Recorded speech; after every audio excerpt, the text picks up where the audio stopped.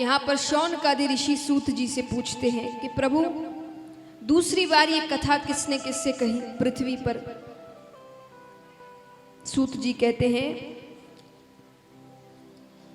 कि आत्मदेव नामक एक ब्राह्मण रहता था तुंगभद्रा नदी के तट पर। भगवान का बहुत बड़ा भक्त, भगवान को बहुत मानता, पूजा पाठ करता, दान धर्म करता। उसके पास भी काफी धन था, वो खुश था।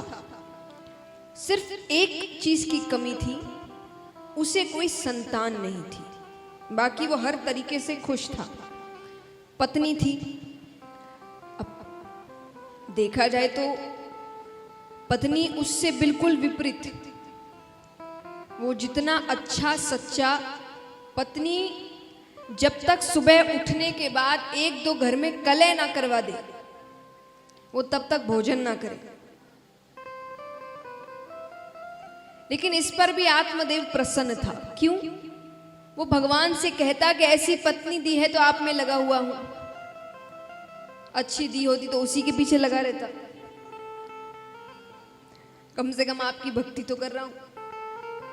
तो वो इस पर भी प्रसन्न ही था। वो सोचे वो अपनी जिंदगी जी रही है, मैं अपनी जिंदगी। लेकिन बस उसे संतान नहीं थी। उसने बड़ी कोशिशें की, हर प्रकार से कोशिश की, लेकिन संतान नहीं हो रही।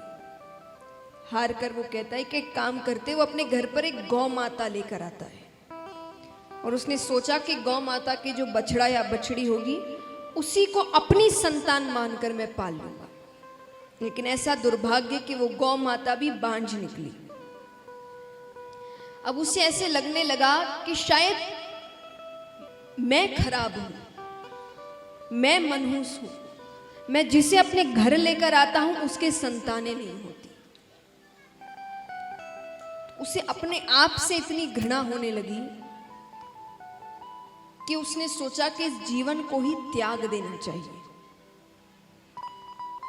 नदी में कूदने ही वाला है कि पीछे से एक ऋषि उसे खींचते हैं।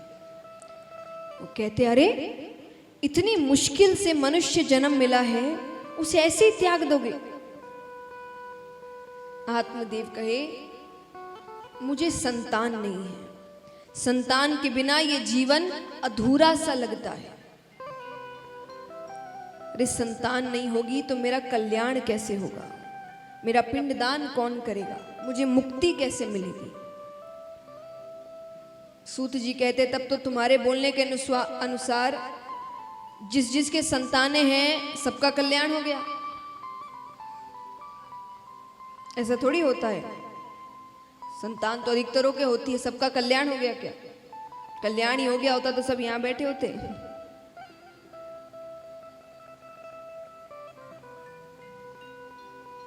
वो ऋषि कहते हैं, पिंडदान या पिंड यानी शरीर, इसको भगवान की भक्ति में लगा दो, हो गया पिंडदान। और भगवान की भक्ति में लगा दिया तो हो गया कल्याण। तो जब खुद का कल्याण खुद ही कर सकते हो तो दूसरों पर निर्भर क्यों हो? पर जैसा मैंने कल कहा, हमें आदत है दूसरों पर निर्भर होने की हर चीज के लिए। संत बहुत समझाते हैं, बार बार नहीं पाइए मनुष्य जन्म की मौज।